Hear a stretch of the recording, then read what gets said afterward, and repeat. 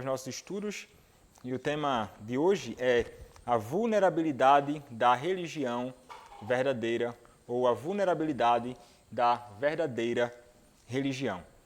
E nós podemos iniciar dizendo que poucas coisas neste mundo são mais suscetíveis a danos do que a religião verdadeira. A religião verdadeira é como uma planta rara e exótica, cujas pétalas delicadas se machucam e cujo perfume é rapidamente destruído pelo homem, quando ele macula a verdadeira religião, desviando a religião do caminho que o próprio Senhor Deus determinou. Quando nós falamos de religião verdadeira, que nós queremos dizer algo mais do que comumente se entende pelo termo cristianismo. Nós falamos sobre o cristianismo em sua melhor e mais elevada forma. Seus professos, envolvidos com a verdadeira religião, demonstram entusiasmo pela palavra de Deus e fervor em seu apego uns aos outros, onde a precisão na doutrina é acompanhada de amor e confiança mútuos, onde o objetivo de todos é crescer em espiritualidade e obediência. Este é o cristianismo que Cristo trouxe à Terra. E ele é visto em grande medida nas igrejas apostólicas, embora mesmo ali seja no início, ali seja suja de muitas maneiras. Seja pelo erro da mente, seja pelo erro no coração ou por ambos. Mas a igreja apostólica, a igreja que nós encontramos ali traçada na Escritura, ela é um exemplo muito belo, tanto de conformidade à vontade do Senhor, como também de muitos problemas que acontecia dentro dela.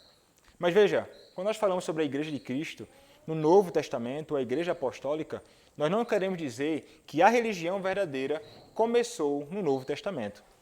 A origem da religião verdadeira, ela foi no paraíso. É lá que a religião verdadeira surge. Nossos primeiros pais, Adão e Eva, antes da queda ser experimentada por eles, caminhavam com Deus e o adoravam com consagração sem pecado no jardim. Naquele tempo, então, a religião verdadeira, ela era natural, embora o período de sua existência tenha sido breve, mas foi celestial ali no princípio. O coração do homem girava em torno daquele que é o seu Criador. Buscava e encontrava sua plena felicidade nele. Naquele período, no princípio da história, toda a religião, e a verdadeira religião, única e verdadeira, era pura e perfeita. Nenhum ídolo havia ainda sido feito, ou sequer concebido na imaginação do homem. A brilhante imagem do Deus invisível resplandecia perfeitamente na alma de Adão, e ali, na verdadeira religião. Então, a primeira religião do homem era a perfeita imagem do glorioso ser do Senhor, seu Deus, no princípio, sem mácula. Contudo, isso mudou. Após a queda, a religião ela precisou mudar para se adequar às suas circunstâncias, agora alteradas em razão do pecado. O sangue agora devia ser derramado em muitos altares, derramado para ensinar ao adorador que ele se aproximava de uma divindade cuja majestade havia ofendido e cuja justiça precisava agora ser aplacada. Nossos pais, então, irmãos, caídos, agora deveriam se revestir ou ser vestidos com peles como sinal de sua necessidade da justiça de outro. Quando o Senhor mata um animal e os cobre, então, com a pele do animal, indicando isso. Sua religião agora devia ser construída sobre a promessa de um libertador vindouro. Era isso que era necessário agora. Libertador que um dia esmagaria a cabeça da serpente, fazendo assim, irmãos, isso após intenso sofrimento de sua parte. Como nos ensina Gênesis capítulo 3, verso 15, sobre aquele que esmagaria a cabeça da serpente e como é confirmado pelo próprio apóstolo Paulo em Romanos capítulo 16, verso de número 20. Essa religião, então, como tudo em nossa caminhada, a religião verdadeira, ela depende da graça soberana de Deus e deve ser banhada em cada ponto na fonte do sangue do Messias. A partir de então, irmãos, ela não é mais óbvia ou natural ao homem. Ela chega, a verdadeira religião, como um mistério que ele não pode compreender sem um ato de iluminação celestial da parte de Deus. O homem precisa ser iluminado, despertado. É este fato que explica por que a religião verdadeira tem sido sempre tão vulnerável desde a queda. A verdade e a adoração a Deus, desde a queda, são coisas que o homem, em seu estado atual, não consegue sequer começar a entender. O homem caído não consegue compreender. O homem caído vê o evangelho completamente distorcido. Parece, para ele, não fazer o menor sentido. Por isso, então, é necessário para eles reinterpretá-lo, ou reescrever a religião ou o evangelho. Este é um fato, irmãos, que explica porque, desde os dias de Caim até hoje, os homens têm pervertido a religião de Deus.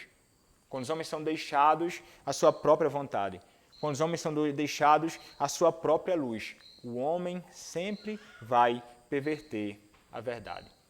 O homem sempre vai perverter a verdadeira religião. Quando nós olhamos então para a história da igreja ou a história da religião, no passado, nós vemos que Deus, e hoje não é, Deus ele era representado sob estátuas grotescas e adorado por rituais grotescos. E veja, nada expõe, irmãos, tão perfeitamente a depravação interior do coração do homem quanto o registro de suas cerimônias religiosas. Muitos, não é? Nas falsas religiões. Essas são ou feias, ou cruéis, ou lascivas. E, frequentemente, as três coisas ao mesmo tempo.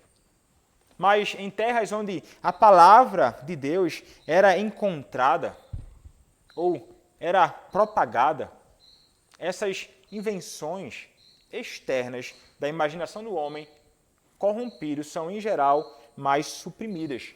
Diferente de lugares onde a propagação da falsa religião é muito grande e a verdadeira religião e a palavra de Deus não tem lugar. Mas, ainda que nós saibamos disso, onde a palavra de Deus é propagada, em geral, essas invenções externas da religião são suprimidas, mas apenas para surgirem de outras formas. Quando nós olhamos, então, para a história da igreja e até mesmo para o registro bíblico, nós encontramos aqueles que são chamados de saduceus. Foi por meio de uma negação sobrenatural que veio. Não necessariamente agora por meio de coisas externas, mas eles negavam questões sobrenaturais, por exemplo. Os saduceus, eles não criam nem em anjos, nem na ressurreição. É isso que nos ensina Atos, capítulo 23, verso de número 8. Não criam nem em anjos, nem na ressurreição. Eles eram como que os racionalistas da época deles. Então veja, não era uma corrupção externa, uma corrupção interna. No farisaísmo também, distorcer a religião verdadeira seguia um pouco diferente. Os adeptos converteram a religião da palavra de Deus de um método de graça em um sentido de mérito humano. Gloriavam-se eles, os fariseus, na forma da religião verdadeira, mas nada sabiam de seu poder interior. Qual então, irmãos, o resultado disso? O resultado, em ambos os casos, foi praticamente o mesmo. Almas foram privadas do conhecimento de Deus. A religião ela foi despojada de sua principal excelência, que é fazer com que os homens se convertam a Cristo, que os homens tenham a alma convertida. Os verdadeiros crentes que viveram nesses dias tiveram de viver fora da esfera do oficialismo religioso e precisavam buscar alimento para suas almas em outro lugar, porque ali não havia alimento para as suas almas. Essas observações, irmãos, têm implicação em muitas situações ao longo da era cristã. Há repetidas vezes, Os verdadeiros adoradores de Deus precisaram sair fora do arraial, como ensina Hebreus capítulo 13, verso 13, da religião oficial. Precisavam sair fora, não é, do arraial. Saíam exatamente para encontrar comunhão. Saíam exatamente para desfrutar de verdadeira adoração e vivenciar a verdadeira piedade, porque naquela onde a palavra aparentemente era propagada, não havia de fato verdade. Eles envolviam-se com a palavra, mas não de um modo adequado. Então, a religião pura de uma geração acaba se tornando a religião falsa de outra, por causa dessa bagunça, tanto externa quanto interna. E às vezes essa mudança ocorre em uma única geração mesmo. O brado de guerra de Lutero, de Calvino ou Knox pode rapidamente, irmãos, tornar-se apenas um slogan de uma época posterior. Nada sendo abraçado com o coração de fato. As palavras elas podem até permanecer as mesmas nos lábios desses homens, mas o fogo se apagou nelas, especialmente do coração dos homens. O que veio de um coração renovado em uma era procede apenas de um coração carnal em uma etapa posterior da religião. E a Igreja de Cristo sempre se esforçou, apesar de toda essa oposição, para preservar sua religião pura e íntegra ao longo do tempo. Por essa razão, então, para preservar a verdade, consciente dos ataques daqueles que são inimigos da verdade, a igreja teve de se munir de meios fundamentais para a preservação da verdade. O que foi que a igreja fez? A igreja ela teve de compilar seus credos, confissões, catecismos, fundamentais para a preservação da verdadeira religião. Esses documentos, pela misericórdia de Deus, têm feito muito para ajudar os cristãos a transmitir a religião pura às gerações futuras. Contudo, nem mesmo os melhores credos, irmãos, conseguiram garantir a permanência da verdade em todos os aspectos e em todos os cantos. O problema não estava nos credos nem nos catecismos. Mas onde estava o problema? No coração do homem. No coração do homem corrompido. Os melhores homens podem ter filhos perversos. E as melhores épocas da igreja podem ser seguidas por homens que desfazem tudo o que os seus antepassados fizeram e contradizem o que eles afirmaram. Isso acontece e aconteceu muito. Então, a explicação para tudo isso, irmãos, não é difícil de nós encontrarmos. Nenhum elemento da verdadeira religião é palatável ao homem natural sem Cristo. E alguns de seus elementos são, para esses homens, particularmente desagradáveis. As crenças, as práticas dos pais no passado, muitas vezes, são referidas nesses dias, por esses homens carnais, com desdém, como meras tradições. São meras tradições. E rejeitam, então, aquilo que foi ensinado pelos nossos pais espirituais do passado. São homens que se esforçam para alcançar a estatura dos antepassados. E seria um trabalho árduo demais para um cristianismo como o que vemos hoje, que ama o Deus do mundo, Mamon, e não o Deus verdadeiro. Nunca haverão de alcançar a estatura dos homens do passado e nem querem, na realidade, se esforçar para tal. Assim, então, irmãos, resta um caminho para tais homens. O que é que eles vão fazer? Eles vão ridicularizar tudo o que pertence ao passado e reduzir a religião de seus pais ao seu próprio nível, ao seu próprio estado decadente hoje. É isso que muitos fazem. Dizer, apesar de estarmos falando isso, irmãos, dizer isso não significa que não há nada na religião dos nossos pais que não pudesse ser melhorado. Não é esse o ponto. Mas o nosso argumento não é que de todas as formas possíveis, o velho é melhor. De forma nenhuma, não é esse o ponto. porque é antigo, porque é do passado, porque é velho, porque é melhor. Não. Nosso argumento não é que de todas as formas possíveis o velho é melhor, como diz Lucas capítulo 5, verso 34. Mas que não devemos descartar nada da religião de nossos pais sem uma boa razão. Só se houver uma boa razão, e uma razão bíblica, é que nós podemos descartar. E não sendo, não podemos. Mas muitos não seguem este caminho. Muitas vezes, o antigo é rejeitado, na verdade, porque é bom demais. E também porque faz exigências à vida dos homens que uma época posterior não está disposta a tolerar. Eles não querem mais admitir aquilo. Suspeitamos, irmãos, que esta seja a verdadeira razão pela qual a religião dos reformadores e puritanos frequentemente recebeu e recebem críticas negativas. E a religião deles era tão próxima da palavra de Deus e tão semelhante à de Cristo e dos apóstolos que incomodou os cristãos mornos de Laodiceia daqueles dias. Os caminhos, irmãos, pelos quais igrejas e indivíduos perdem sua firmeza no Evangelho devem ser instrutivos para nós. Devemos aprender com esse caminho torto, né? Aprender olhando para eles e vendo como isso pode ser destrutivo. E veja, algumas sugestões breves sobre como esse processo ocorre nós podemos fazer.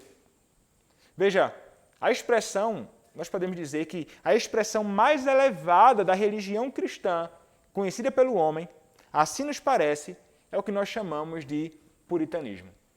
Como até mesmo é expresso nos nossos próprios padrões confessionais. Trata-se de uma religião que, primeiro, abraça o conselho de Deus, a sua palavra, esforça-se para obedecer toda a vontade revelada de Deus ao homem. Terceiro, busca glorificar a Deus na terra. E quarto, crê no relacionamento íntimo da alma com Ele, aqui e agora. Onde quer, irmãos, que essa religião seja encontrada, ela tende a proporcionar aos homens um céu na terra de segurança e piedade. Quando essas verdades elas são, de fato, vividas e ensinadas. Mas assim que surge uma geração posterior, que rejeita a teologia dos melhores tempos, os homens passam a falar mal dela e a tomar medidas e não deixam de se esforçar para isso, para modificá-la conforme as suas próprias conveniências, sem uma razão que seja justificável. É apenas para adequar os seus próprios interesses, os seus próprios prazeres. Não querem abraçar uma religião e uma teologia que expressa exatamente aquilo que nós encontramos na Escritura. Então, quando os homens fazem isso, nós identificaremos que as primeiras perdas serão sempre as mesmas. Primeiro, a soberania de Deus na eleição e reprovação é corroída. Terceiro, a singularidade da pessoa e obra de Cristo é minimizada. Terceiro, o lugar da lei moral na vida do crente cede espaço a uma vaga noção de amor. A graça é menos valorizada do que a educação. Os sermões são ouvidos mais por obrigação do que por edificação. Sexto, a igreja deixa de ser o centro da vida dos homens. E sétimo, a obediência meticulosa aos mandamentos bíblicos é trocada por uma acomodação conveniente aos padrões do mundo. Isso é o padrão. E esses, irmãos, esses sinais externos de declínio são frutos visíveis de um problema na alma. Primeiro, as mesmas verdades são cridas e ensinadas, mas sem o mesmo poder ou paixão. Segundo, Deus não é tão claramente apreendido no coração. Terceiro, a verdade não é tão preciosa. Quarto, a oração e a comunhão com Cristo deixam de ser prioridades elevadas. E quinto, irmãos, as formas da religião permanecem inalteradas, as formas externas, mas seu poder é grandemente diminuído. E o próximo estágio é previsível. O próximo estágio, irmãos, é previsível. Quando as pessoas deixam de se entusiasmar com seus credos, mais cedo ou mais tarde, irão revisá-los e colocá-los num padrão muito baixo. E frequentemente fazem isso sob o pretexto de melhorá-los, de retornar à igreja primitiva, de remover tradições antigas ou algo semelhante. A gente escuta isso frequentemente hoje. O pecado, irmãos, no coração age de maneira enganosa e engana os homens, conduzindo-os a isso. E, inicialmente, eles não rejeitarão abertamente a palavra de Deus para não perder o respeito dos outros, mas, com o tempo, o processo de emendar e revisar a verdadeira religião começa a ganhar força. No fim, então, o que acontece? Descartam toda a pretensão e rejeitam abertamente as mesmas doutrinas que uma vez constituíram a essência das suas próprias igrejas. Abandonam a verdade. Não há quase nenhuma igreja ou denominação sob o sol que não testemunhe esse processo de declínio. Acontece e vem ruindo de dentro. Ele começa, irmãos, como todo declínio começa, quando os homens começam a deixar de amar a verdade. Quando os homens começam a deixar de amar a Escritura do nosso Deus. João 17,17 diz: santifica-os na verdade, a tua palavra é a verdade. Quando os homens deixam de amar essa verdade, a palavra e tudo aquilo que flui dela, declínio. O fato, irmãos, evidente, é que a verdade e a religião pura são coisas tão elevadas, são coisas santas, são coisas celestiais. O homem não pode amá-las até ser colocado sob o poder da graça divina. Até ele conhecer e ser alcançado pela operação poderosa do Espírito Santo de Deus no seu coração, ele não vai se voltar para a verdade de Deus e para a verdadeira religião. Eles continuarão na sua presunção carnal, inventando uma série de coisas e muitas falsas religiões. Mas é preciso que o poder da graça divina possa alcançá-los. Mas, mesmo assim, irmãos, o homem é tão propenso a decair na graça que dificilmente consegue sustentar a verdadeira religião por muito tempo. Não consegue. Em vários aspectos, em vários contextos. 2 gerações, ou talvez 3, podem manter-se fiéis a um credo sólido. Mas, para mais de 3 gerações, reterem a verdade sem perdas significativas é algo notável e raro. Isso aconteceu na nossa denominação, irmãos. O presbiterianismo na história da nossa igreja. O abandono da nossa fé e o declínio da igreja fora do Brasil. E nós podemos perceber como a igreja hoje tem caminhado também para esse mesmo problema, abandonando a verdade e a nossa fé que está fincado na verdade. Então, irmãos, nós devemos entender que esse fato triste explica o dito perspicaz de que toda instituição, mais cedo ou mais tarde, torna-se o oposto do que era. Se abandona aquilo que é fundamental para ela.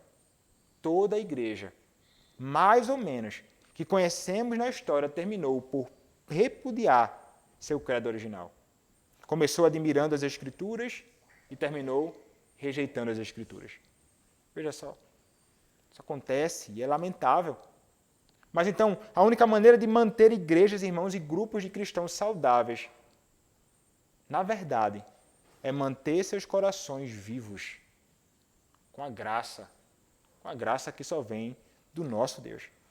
Nada, irmãos, mais preservará a verdadeira religião. É isso que é necessário de fato, a graça.